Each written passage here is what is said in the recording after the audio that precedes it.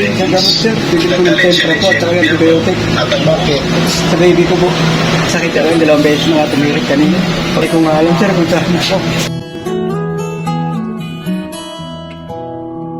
Alas 2 ng madaling araw habang kami papasara na, may isang lalaking nagmamakaawa at humihingi ng tulong dahil ang kanyang anak nga raw ay tumitirik at kailangan niya ng pambili ng gamot. Kailangan ko makabili ng tempra at antibiotic.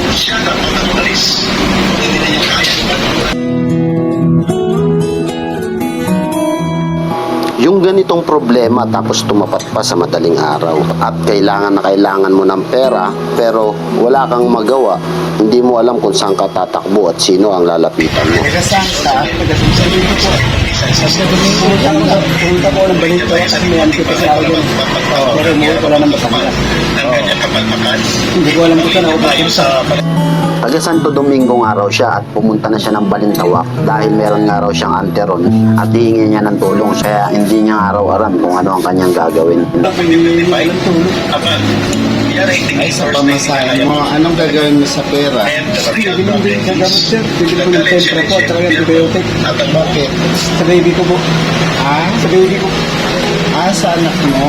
Bakit? Asan yung anak mo? Sa bahay lang sir. Ipapa-admit ko yan pag nagsahod na po ako. Bakit? Ano nangyari sa anak mo? May sakit siya ngayon? May sakit ako yung 2 beses na tumirik kanina. Pagdating ko galing sa trabaho, alas 9 ako dumating. O saan ka pupunta rito Hindi dapat? ko nga alam sir kung saan ako. Makakalungkot nga lang dahil yung anak niya raw ay may sakit at kailangan niya nga raw ito bilan ngayon ng antibiotic at tempra. Dahil 2 beses na raw nga itong tumitirik at ipapa-admit niya nga raw ito kapag sumahod na siya sa kanyang trabaho. Kaya payo ko sa mga kabataang nagmamadali na bumuo ng kanilang sariling pamilya ay pag-isipang mabuti at tanuin ng maigi. Dahil kung ikaw ay may sarili ng pamilya, kailangan mo maging matibay na pundasyon sa mga pagsubok na darating, lalo na sa magiging kinabukasan ng inyong mga anak. Tignan natin ang realidad at matuto sa istorya ng ibang tao dahil marami tayong matututunan at pwede nating i-apply sa ating sarili.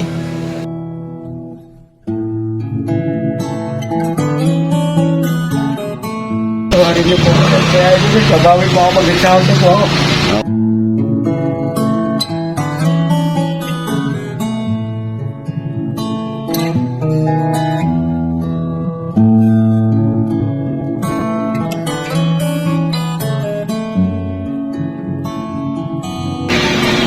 Babalik ko na lang po sa inyo to sir. Yun lang kaya namin ngayon, pasensyaan mo na yan ha.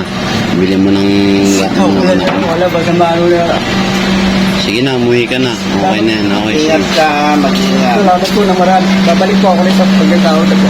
Thank you po. Okay, sige. Okay. Ugaliin natin maging mabuti sa kapwa.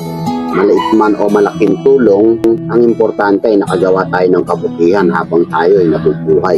Dahil ang paggawa ng kabutihan sa kapwa ay magandang halimbawa sa iba.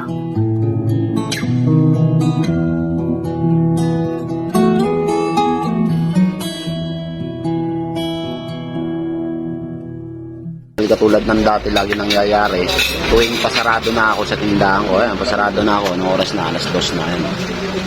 Nagluto lang kami na makakain. Kadalasan nangyayari, may mga lumalapit na nangangailangan, yun. Kaso hindi naman natin kayang ibigay lahat ng pangailangan. Kung ano lang yung makakaya, naawa ko sa kanya. Panatilihin pa rin natin lagi maging mabuting tao sa kapwa. Ganito na lang. Thank you.